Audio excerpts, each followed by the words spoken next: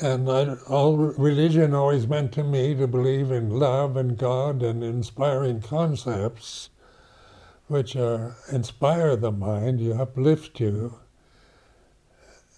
but they don't instruct you on how to realize anything other than just blind faith and prayer and belief, never questioning.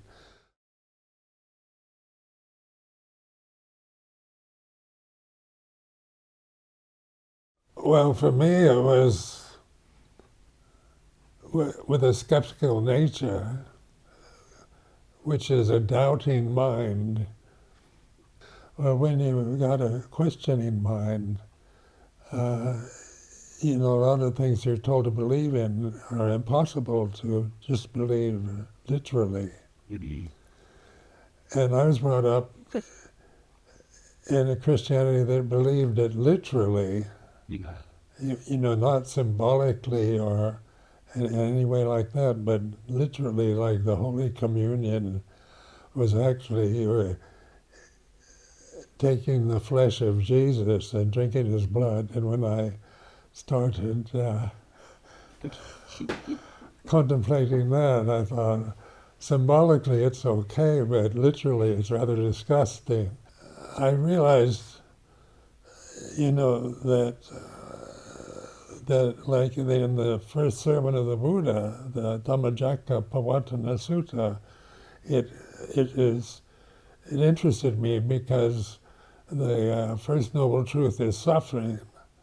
Dukkha or suffering is an experience we all have, whether we're religious or whatever religion, whether you're scientist or educated or ignorant. It's the common bond of all human beings. And so I thought this is to be understood, to understand suffering, not to make it a kind of doctrinal statement, but a suggestion to investigate, to understand what it is, and not just see it as something from outside, but life itself, the experience of being born, growing up, getting old, getting sick, and dying is literally a suffering experience. And I could easily relate to that. It seemed reasonable and part of my own experience. I didn't have to believe in it, but to understand it, I started looking inward rather than blaming my suffering on external causes. That's what vipassana meditation is about, is learning to look inward. And this direction is something very basic and direct. And here and now is the feeling of suffering of some sort, anxiety, shame and guilt about the past, and fear of the future, worry, and anger and jealousy, all these strong emotions that humans have, which we don't understand. We tend to blame ourselves or blame others. But in this case, we're not blaming, but actually looking at what we're actually feeling when we have these emotions. So in my first year as a samanera, I was in a monastery where nobody could speak English, and I didn't have a teacher. I just had this book, The Four Noble Truths, and I didn't know the language, didn't know the culture, didn't know the culture of Thai culture at all.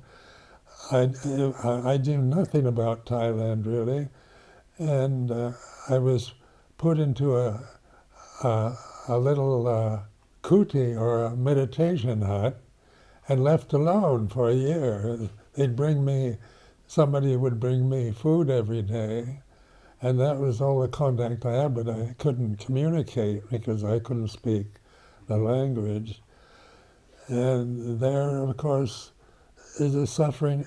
The first 3 days were quite blissful, just being alone by yourself for the first time in your life, and suddenly, then after for 3 days. You're trying to have nothing to do, nothing to distract yourself with, like just this one book, Jnanati Loka's Word of the Buddha, and that's all I had to distract myself. And I was stuck in a situation where I had no friends, there's no television, no radio.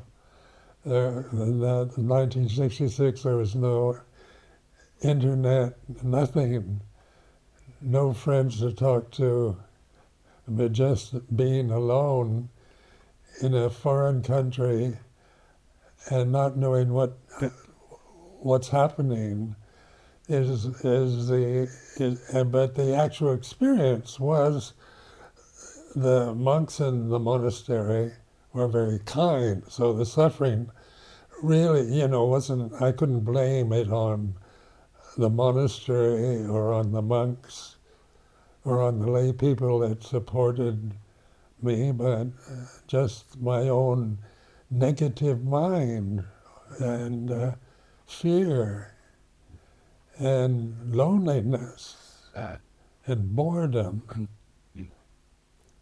Because it was really quite boring. Yeah. And this is suffering. This is what the Buddha was pointing to. And I realized how, as a layperson, I was continually distracting myself. I was an avid reader, as a bookworm. I liked to drink, I liked to smoke, I liked good food, I liked sex. I liked all essential things that you can distract yourself with. But when you're all alone, these distractions are not available. Then you've taken these precepts to remain celibate. So I put myself deliberately in this situation, so nobody was forcing me. There was no pressure to stay in it. I could have left at any time. But I had such respect for Buddhist teaching and really wanted to find out about it, whether it worked or not, whether it was just some ancient Asian religion that was appropriate for Indians 2,500 years ago, or whether it had any meaning for me. And I decided to use my life as an experiment, just to see what would happen if I just use this teaching, the Four Noble Truths, as my basic guru, my foundation.